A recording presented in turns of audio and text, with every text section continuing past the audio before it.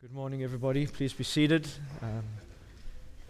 This morning we have you can come on down, Aubree.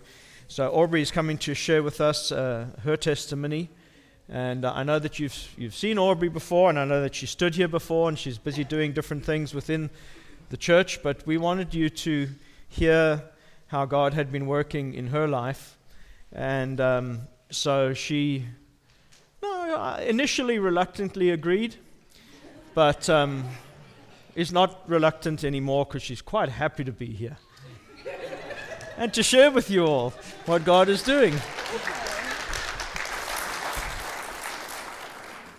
Okay, so I'm not a public speaker. I might look like one, I'm not. So we're going to take this slow. I'm Aubree Russell. Some of you may have seen me at Trunk or Treat, or maybe vacation, Bible camp, or school, whatever you call it.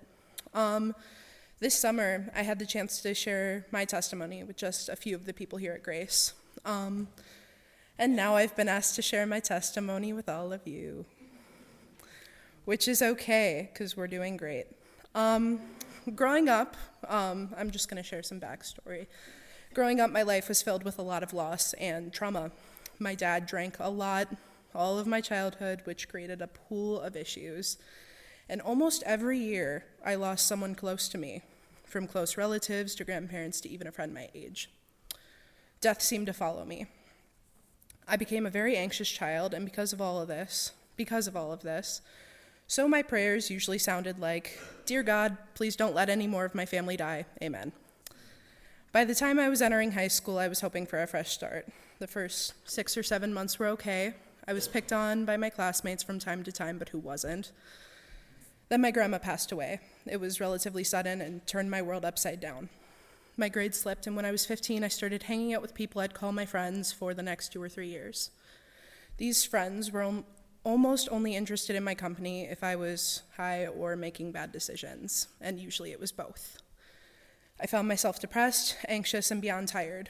And when I was 17, I decided I really hated the life I was living. I eventually decided to seek help. I spent the next 2 years in and out of hospitals. Some were awful, others were somewhat helpful, but all were lacking something that I couldn't quite put my finger on. Eventually, I was 19, and after a heated argument with a close friend, I decided to visit the only church I knew. I came here to Grace for a Sunday morning church service. To be completely honest, I had every intention of getting my dose of God and leaving. What I didn't expect was the immediate love and open arms from so many people here at Grace. I was quickly introduced to everyone in the Del Ponte Life group. Hi, friends. I lost my place, but that's okay. God used every single one of those people to bring me to him. Since coming to Grace, God has worked in my life in ways that I never thought were possible. As I've grown closer to God, the pieces of my once very broken life have started to come together. My life isn't perfect, but I now have a firm foundation and so many people who will fight to keep me there. I'd now like to share some of the ways God has worked or is working in my life, because I'm not perfect. I was baptized on August 6th with my amazing sister, Lily. That was pretty cool.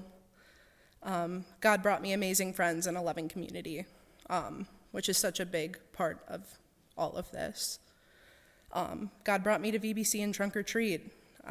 Little story, I didn't want to do Trunk or Treat. I was thinking about it. And then Estelle over there said, I thought that I was just thinking you'd be really good for Trunk or Treat. And I said, okay, God, I get it.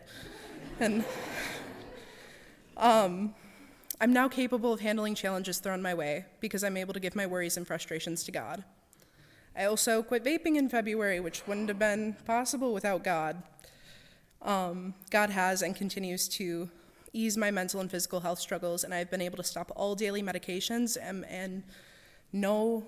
I'm no longer in daily pain.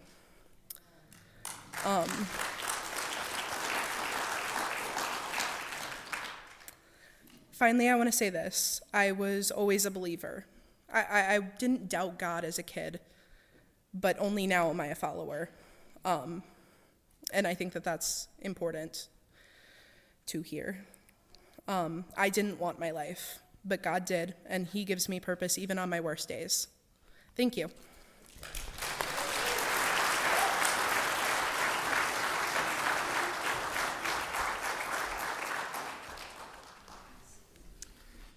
All right.